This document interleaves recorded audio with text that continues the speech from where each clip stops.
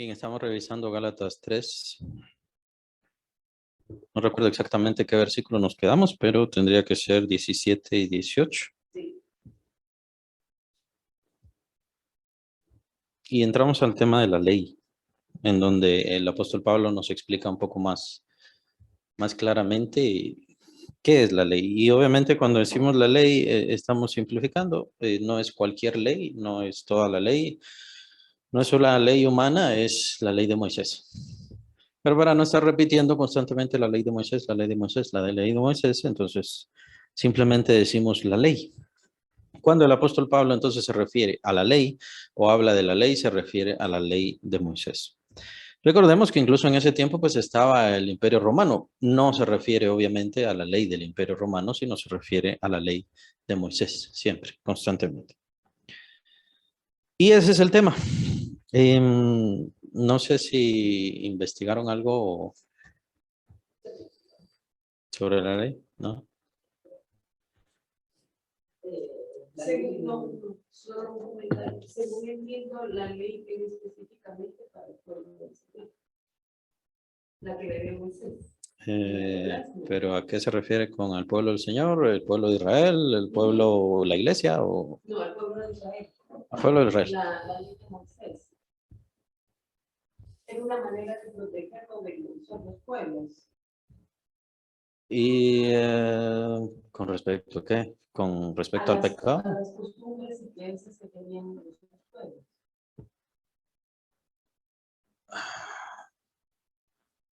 Es que sí, está. Entonces, la ley es para cómo va a manejar su vida en cuanto al Señor.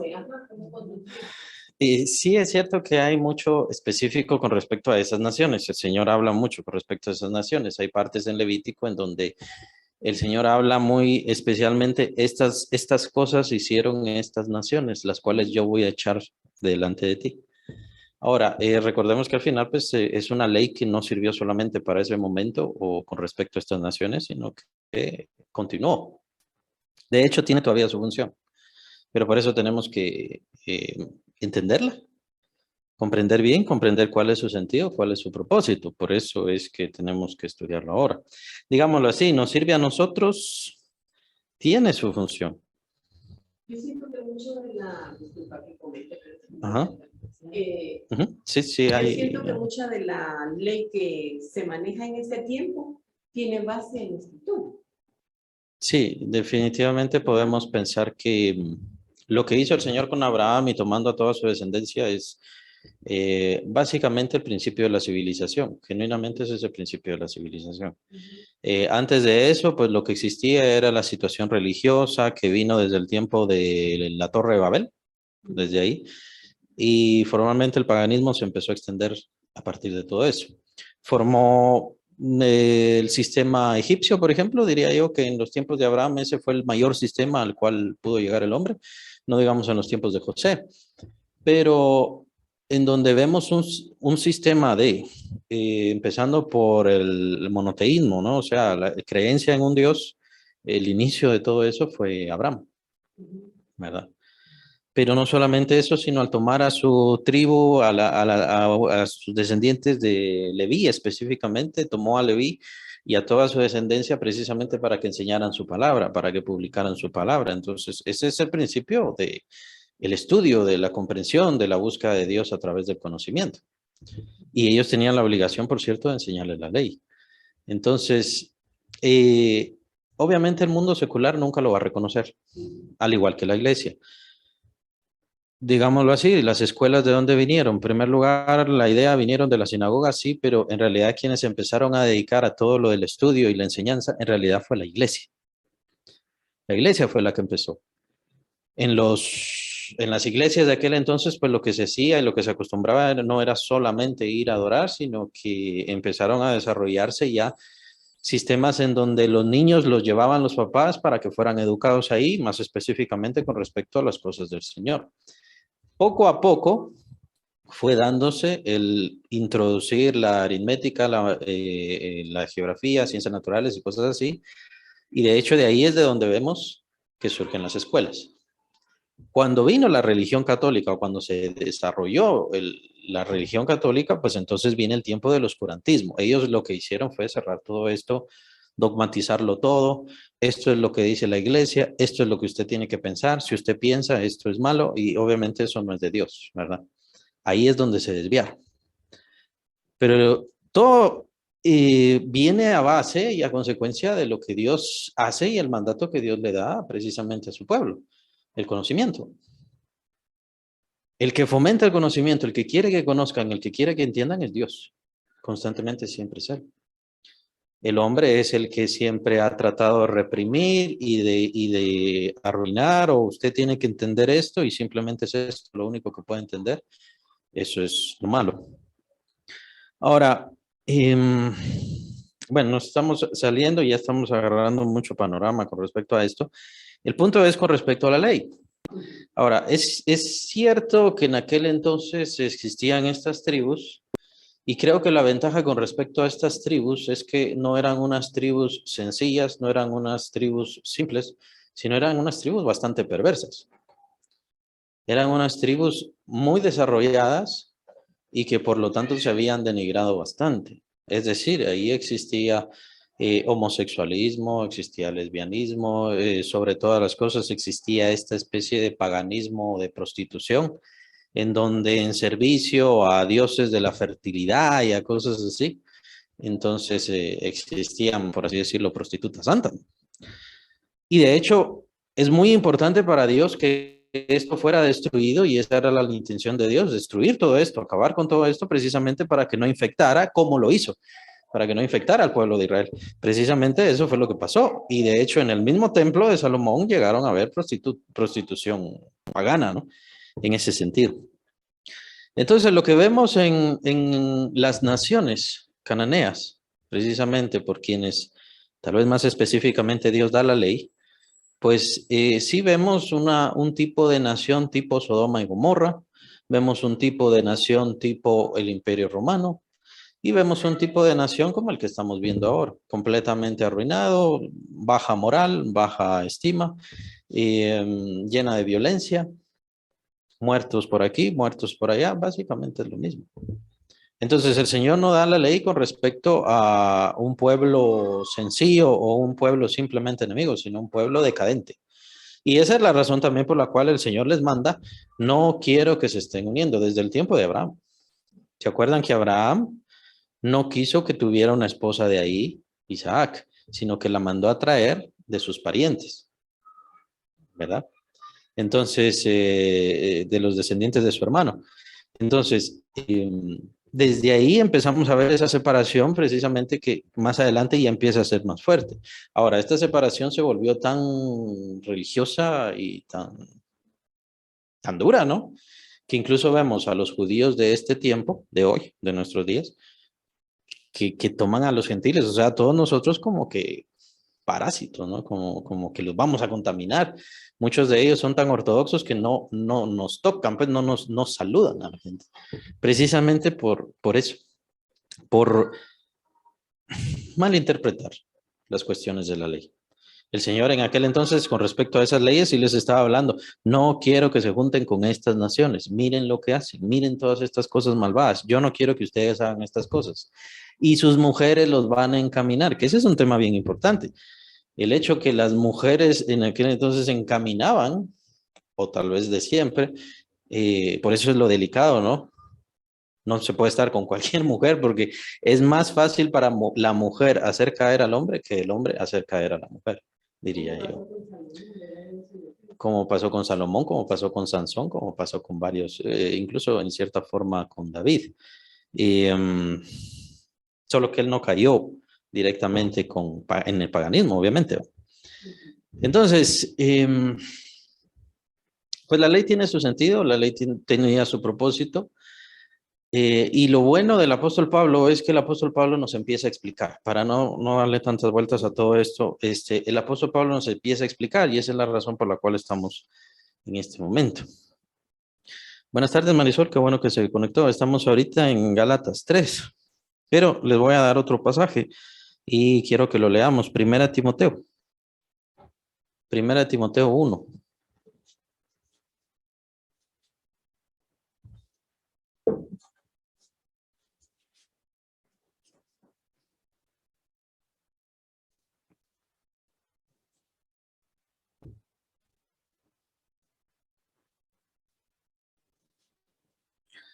Y nos damos cuenta, ¿se dan cuenta? Y ya en Timoteo el apóstol Pablo está empezando a dar sus epístolas pastorales y estamos hablando de años después de lo de Gálatas y el problema sigue, la situación sigue, no necesariamente con los Gálatas, pero sí sigue la pelea, sigue esta lucha de obedecemos a la ley o no obedecemos a la ley. ¿Cuál es la situación? Y entonces el apóstol Pablo le empieza a hablar a Timoteo con respecto a todo esto de la ley.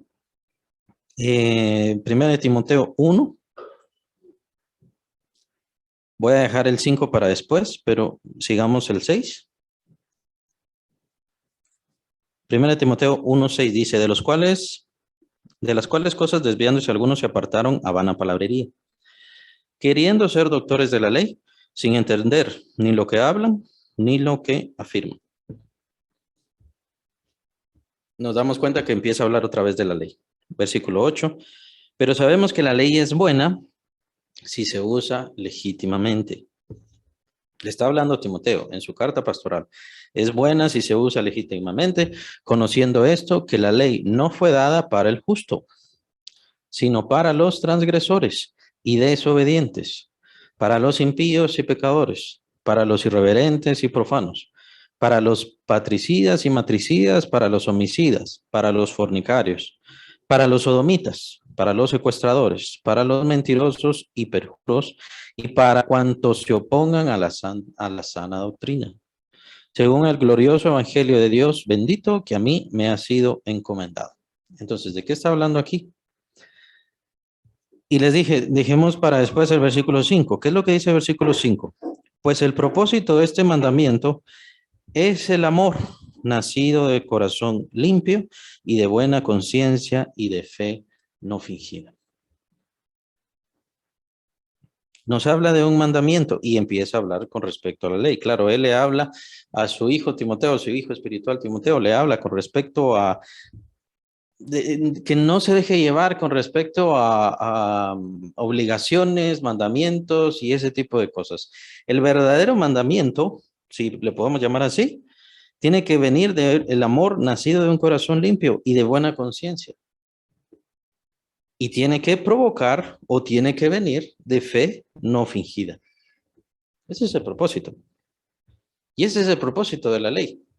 En dado caso, ese es el propósito que Dios dio con respecto a la ley desde el principio. Pero hay un fin. Dice, la ley no fue dada para el justo y nos empieza a dar una lista. Fue dada para los impíos. ¿Y a qué se refiere eso? Y empieza a dar una lista. Matricidas, homicidas, sodomitas, secuestradores, etcétera, etcétera. ¿A qué se refiere? Entonces les quería dejar este pasaje. Vamos a completarlo viendo lo que dicen Gálatas. Bien, nos quedamos en el versículo 17, capítulo 3 de Gálatas. Gálatas 3:17. Esto pues digo, el pacto previamente ratificado por Dios para con Cristo, la ley que vino 430 años después, no lo abroga para invalidar la promesa.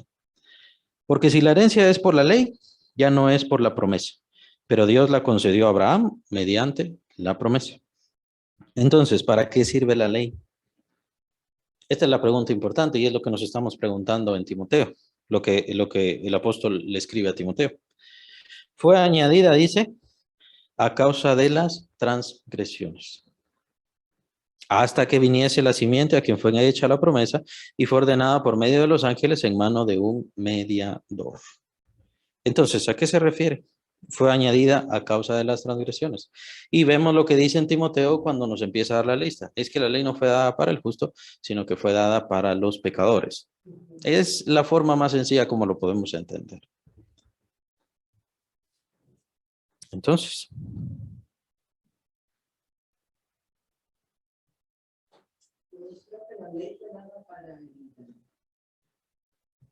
para que se dé cuenta uno de la verdad, del camino torcido que pueden estar a la calle. ajá, para darse cuenta del camino mal. Ajá. Pero también para que caiga ser como castigado, digamos, de acuerdo a lo que no esté haciendo. Ajá.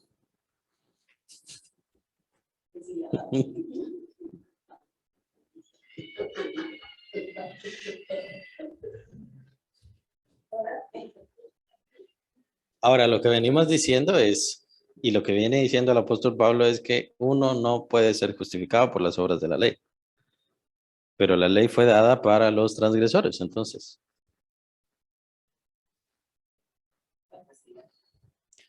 Podría ser para castigar, pero más importante para señalar.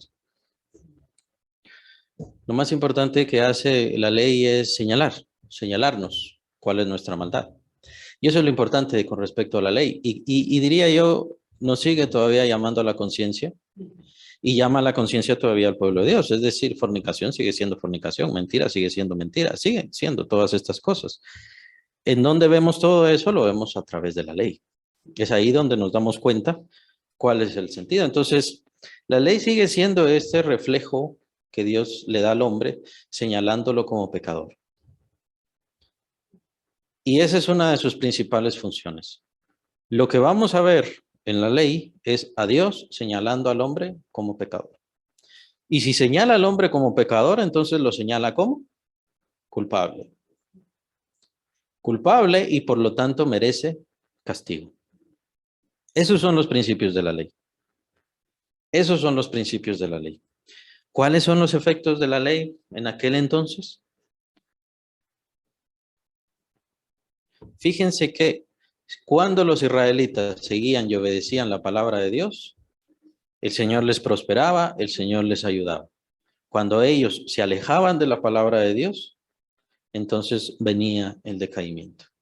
Mientras menos escuchaban la palabra de Dios a través de la ley, de hecho, entonces más pecadores se convertían. O sea, es decir, se volvían más pecadores. Se denigraban más, se degeneraban más.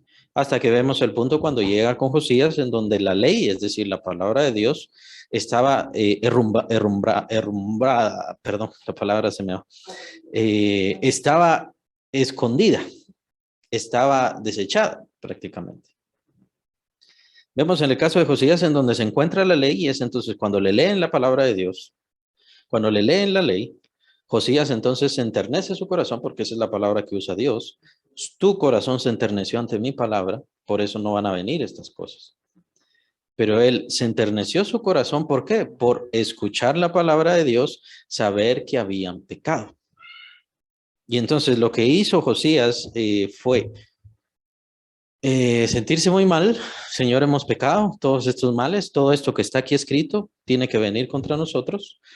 ¿Y qué es lo que va a pasar? Es por eso que van a buscar a un profeta y el profeta es quien les dice, se les da la profecía, no vendrá en tu tiempo por cuanto tu corazón se ha enternecido a mi palabra. Por esa razón. Pero pasó algo así, que no tenían la palabra. Yo creo que fue cuando la gente era cautiva en Babilonia y encontraron la ley y los empezaron a leer y dice que la gente lloraba y lloraba al escuchar la palabra. No fue Esdras. Yo creo que sí. Fue en tiempo de Esdras. Ahora ahí fue cuando regresaron del cautiverio, pero creo que sí.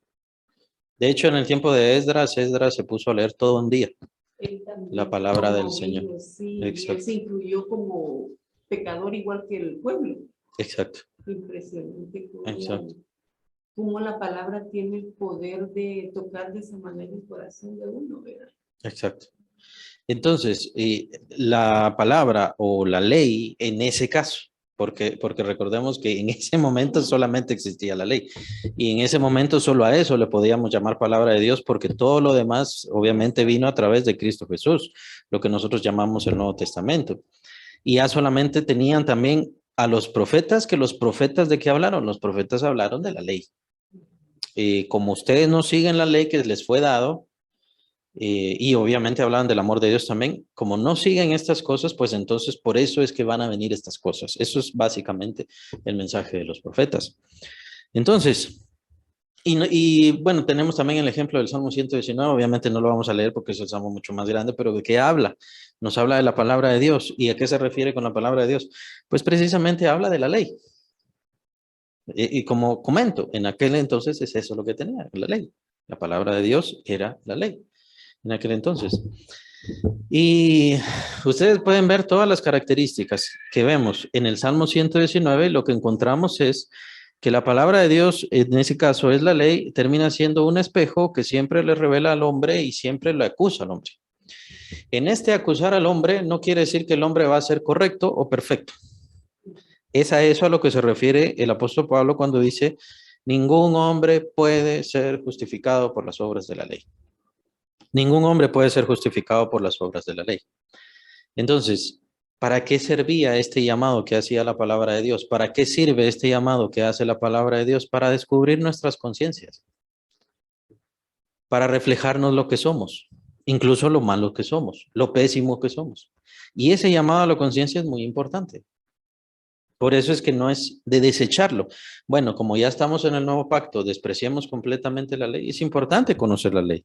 De hecho, si no conociéramos la ley, no conoceríamos todas las profecías que están ahí acerca de nuestro Señor Jesucristo. Todo lo que es sacrificios nos habla de nuestro Señor Jesucristo. Es que ni siquiera podían hacer los israelitas una ofrenda, le llamaban de paz, una ofrenda de exaltación y de adoración a Dios. No es una ofrenda para pedirle favores a Dios o porque vino un favor, sino en agradecimiento. Ni siquiera podían hacer eso sin hacer un sacrificio. ¿Y eso qué significa? Tenía que derramar sangre para poder decirle a Dios gracias. ¿Por qué? Porque ni siquiera eran dignos de eso. Y ni siquiera éramos dignos de eso. ¿Por qué? Por causa de nuestro pecado. Y por eso es que tenía que existir el sacrificio. Y toda idea del sacrificio siempre, siempre nos va a hablar del Señor Jesucristo. Y eso lo encontramos en la ley. ¿Cuál es la idea entonces de capítulo 16, por ejemplo, de Levítico, donde está el día de la expiación? La idea ahí es el sustituto. Nuestro Señor Jesucristo viene a ser nuestro sustituto. En el capítulo 16 lo que vemos es que un animal se va al desierto, otro lo envían al desierto y el otro animal entonces lo sacrifican y van a hacer esa purificación en el asterión, o sea, en el propiciatorio, en el lugar más santo, en donde nadie podía entrar. ¿Y qué es lo que vemos ahí? Bueno, el Señor puede vernos a nosotros, que nosotros como seres humanos somos la corona de la creación acá, y decir, bueno, pero como me está sacrificando la sangre de un animalito, pues entonces ya se me olvidó los pecados que esta persona tiene, los pecados que este pueblo tiene. Pues por supuesto que no, la idea es un símbolo del Señor Jesús. Es un símbolo por medio del cual sabemos nosotros que el Señor Jesucristo, quien derramó su sangre en la cruz, nos lavó completamente delante de los ojos de Dios. Es mediante eso. Pero todavía estaba en esperanza. La promesa se había dado y todavía hacía falta que viniera el tiempo. Entonces, por eso es que dice el apóstol Pablo, ahora esta es otra de las funciones de la ley. La ley es nuestro ayo. Pero vamos a entrar a eso más adelante. Entonces, la ley por definición lo que va a hacer es reflejar nuestro pecado. Estábamos hablando, habían comentado sobre las naciones cananeas. Sí, con respecto a las naciones cananeas es bien importante, pero la verdad es que refleja el pecado de la humanidad completamente. Refleja el pecado de la humanidad completamente. Es cierto que hay algunas cosas específicas en la ley que tratan con respecto a eso. Por ejemplo, el Señor les dijo a los israelitas que cada vez que tuvieran alguna necesidad fisiológica, pues entonces que llevaran un palo y que se fueran aparte y que no quería estar viendo desechos humanos, ¿verdad? Obviamente esa es una ley con respecto ahí, con respecto a ese tiempo, pues estaban caminando en el desierto y el Señor les mandó que no estuviera sucio. Y lo que les dice el Señor, yo ando en medio del campamento. Yo ando en medio del campamento y no quiero que estén dejando cosas así que quiero que dejen eso. Entonces, obviamente eso se entiende, se sobreentiende que es ahí, de ese tiempo, en esa situación en la que estaban en el desierto. No es algo que tenemos que hacer ahora nosotros, ¿verdad? No es algo que tenemos que hacer ahora nosotros. Y es cierto entonces que tenemos que definir una cosa y otra. Pero la ley sigue teniendo una función. La función que estamos viendo acá y la función que vimos en Timoteo, que el apóstol Pablo le dice a Timoteo. Entonces, ¿qué quiere decir eso? Que si yo ya he sido justificado, pues a mi ser justo no le habla la ley. Como hijo de Dios, a mí no me habla la ley, pero sí me habla esa parte pecaminosa. A esa parte de pecado, que sea que esté en mí, cómo está en mí, qué tanto está en mí, cómo está mi maldad. A esa maldad que está dentro de mí, la ley de Dios todavía le sigue hablando. Y otra cosa que le sigue hablando a uno es los profetas. Los profetas hablan, porque los profetas hablan de la conciencia de Dios y del sentimiento de Dios y del pensamiento de Dios. ¿Cómo se siente Él con respecto a un pueblo que lo denigra, que lo desecha y que lo desobedece? ¿Y cómo se pone de indignado Dios? Todas estas partes son muy importantes. Todas estas partes son muy importantes. Y de hecho, cuando nosotros queremos luchar contra esa maldad, luchar contra ese pecado que nos acosa, es muy importante la ley y es muy importante los profetas. Buenas tardes, José Luis. Qué bueno que te conectaste. Estamos viendo Gálatas 3. Buenas tardes, gracias. Siempre voy a dejar tiempo para preguntas. Si tenés alguna pregunta, no hay problema. Vamos a seguir leyendo. Estamos viendo el versículo 19. Gálatas 3:19. La ley entonces siempre nos sigue reflejando nuestro pecado y nuestra maldad.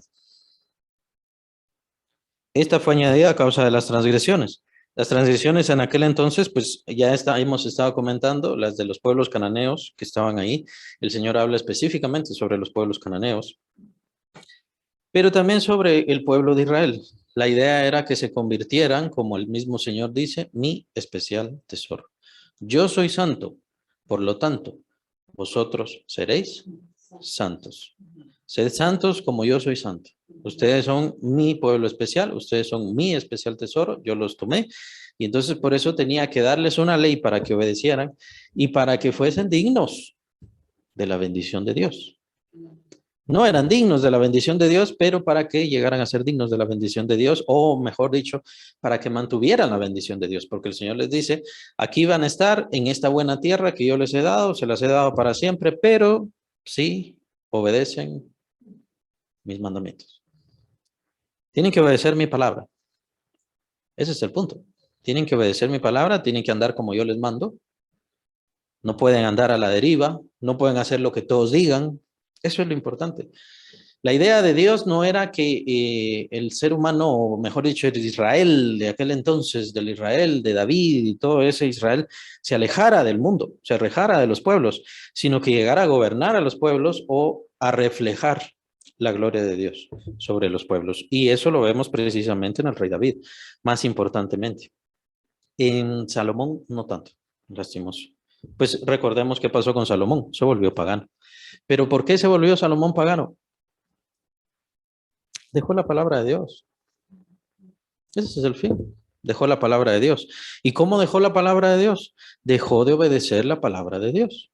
La palabra de Dios le decía al rey, le decía, tú vas a tener una copia de esta ley y todos los días vas a estar leyendo de ella. Salomón no lo hizo. Definitivamente no lo hizo. ¿Y cómo sabemos? Porque no vemos mucho de su ley en los proverbios y tampoco vemos mucho de la ley de Dios en Eclesiastés, lastimosamente. Lo que vemos es filosofía, mucha filosofía, y es bueno. Muchos consejos, es bueno. Pero de la ley, exacto. Pero de la ley, ¿qué tanto vemos? No lo vemos siguiendo la ley de Dios. ¿Y cómo sabemos que no seguía la ley de Dios? Porque el Señor le mandó al rey, no tendrás muchas mujeres. Sí. La ley, o sea, Dios le mandó al rey a través de la ley, no tendrás muchos carros o muchos caballos. La idea es, no tendrás mucho ejército, no te harás de mucho ejército, no te harás de muchas posesiones. Y acuérdense Salomón, ¿no? Salomón bebía en tazas de oro. Exacto. Entonces, él se fue desviando. ¿Por qué? Por no obedecer. Por no obedecer al Señor. Por no obedecer los principios del Señor, los más elementales principios del Señor. El Señor se los había dejado y él no quiso obedecerlos. David fue bastante diferente. Sabemos que David sí trastabilló, obviamente. David cometió cosas graves. Aún así, siguió obedeciendo al Señor. Y no solamente eso, sino que era sensible. Obedecer al Señor nos hace algo bien importante. Nos mantiene sensibles a la voz del Señor. Cuando Salomón, el Señor lo reprende y le dice, te voy a quitar el reino y se lo voy a dar a tu siervo, él se enoja. Él se enoja, él se molesta y de hecho llegó a amenazar al profeta. El profeta le dice, ¿estás dispuesto a matar a un profeta de Dios? Pero ¿qué pasó cuando Natán, el profeta, va a reprender a David? Tú eres ese hombre. Eres tú ese hombre. El que hizo todas estas cosas, eres tú. Exacto. ¿Qué fue lo que hizo David? Inmediatamente se humilló. Un pecado. Creo que eso mismo fue lo que salvó a David y su humillación, su arrepentimiento y precisamente por eso le dice Natán, el Señor ya ha remitido tu pecado. El Señor ya ha remitido tu pecado, no vas a morir. Pero estas cosas te van a pasar. Estas cosas te van a pasar. Ahora, ¿por qué? Porque era sensible. Eso es bien importante y lo vemos en algunos y en otros no lo vemos, ¿verdad? No vemos sensibilidad en ciertas personas. En Judas, por ejemplo, Judas Iscariote, no vemos sensibilidad a la palabra de Dios. Es cierto que Pedro lo traicionó, pero era sensible. Él era sensible. Y todo esto es por escuchar la voz de Dios, por escuchar la palabra de Dios y es por obedecer la palabra de Dios. Por tener cuidado, como llama la Biblia, tener cuidado de los mandamientos de Dios. Ahora, nosotros no tenemos que seguir los mandamientos directamente que están en Moisés o que escribió Moisés, pero tenemos que seguir los mandamientos de nuestro Señor. Y obedecer y ser perfectos. Pues igual, somos pueblo escogido, tenemos que ser santos, como Él es santo, tenemos que ser perfectos, como vuestro Padre que está en los cielos es perfecto, eso lo dice nuestro Señor. Todas estas cosas tienen que suceder en nuestra vida. Mientras más nos alejemos de la palabra de Dios, llamémosle ahí ya en general, mientras más nos alejemos de la palabra de Dios, sea ley, sea profecía, sea evangelio, o sean las epístolas, mientras más nos alejemos, más nos vamos a alejar de esa sensibilidad a lo malo. Más nos vamos a alejar y nos vamos a sentir más cómodos con lo humano, con lo mundano, con lo que no es de Dios. ¿Se están dando cuenta? Siempre la palabra de Dios tiene ese efecto. Siempre la palabra de Dios tiene ese efecto. ¿Por qué? Porque yo para hacer lo malo tengo que estar alejado de Dios. ¿Se recuerdan aquello de la salvación? El Señor nos lo describe en el capítulo 3 de Juan. Él dice, esta es la condenación, que la luz vino al mundo. Pero los hombres amaron más las tinieblas que la luz. ¿Y por qué el hombre quiere mantenerse en tinieblas? Porque dice, no quiere que sus obras sean reprendidas. Quiere mantenerse en tinieblas. Esa es la idea. Pues la palabra de Dios, como les digo, sea ley, sea salmos, no había mencionado los salmos, sea salmos, sea proverbios, sea profecía, sea epístola, sea evangelio, de todas formas, siempre es la luz que nos va a hacer entender, que nos va a mostrar quiénes somos, cómo somos, qué sentimos, por qué sentimos, y si es necesario, pues entonces obviamente nos llama la atención, si estamos haciendo lo malo. Nos llama la atención. Ya depende de nosotros seguir el camino correcto, seguir el camino bueno, o ignorar la palabra. En primer lugar tenemos que hacer eso, ignorar la palabra de Dios, apartarnos de la palabra de Dios y desobedecer a Dios. Entonces es ahí donde se define. Es ahí donde se define. Entonces, vino a causa de las transgresiones, dice versículo 19, Gálatas 3, hasta que viniese la simiente a quien fue hecha la promesa. Entonces ahí vemos otro componente en donde es un asunto de espera. Dios ya le había dado la promesa a Abraham, Pero acuérdense que la promesa, lo que estuvimos viendo la semana pasada, esa promesa se iba a cumplir hasta en Cristo Jesús. Entonces era hasta que viniera el Señor Jesucristo que entonces se iba a cumplir la promesa. Había demasiado tiempo. Entonces por eso el Señor tenía que poner bueno, ayo le llaman, sería mejor la palabra esa que utiliza el apóstol Pablo, ayo. Alguien para mientras. Un ayo es una niñera. De hecho, usa estas palabras y tal vez son las más específicas a las que se refería el apóstol Pablo. Solamente no vamos ahí, pero quiero que lo vean. Capítulo 4, versículo 2. Gálatas 4:2. Sino que está bajo tutores y curadores hasta el tiempo señalado por el Padre. Entonces, cuando el apóstol Pablo usa la palabra ayo, que la usa más adelante, muy probablemente se refiere a eso, a tutores y a curadores, ¿verdad? Maestros, pues, ciertos maestros, ciertas personas que acompañen, ciertas personas que encaminen, ¿verdad? Pero no es lo perfecto. Lo perfecto es la promesa que Dios ya le había dado a Abraham. Desde entonces Dios ya había dado la promesa. Entonces, ¿por qué el Señor mete la ley, por así decirlo? Lo que pasa es que había un espacio de tiempo. En ese espacio de tiempo el Señor tenía que poner algo para que el pueblo no se desviara hasta que viniera la promesa. Y entonces, ¿qué era eso? Pues eso era la ley. La ley entonces era una especie de tutor.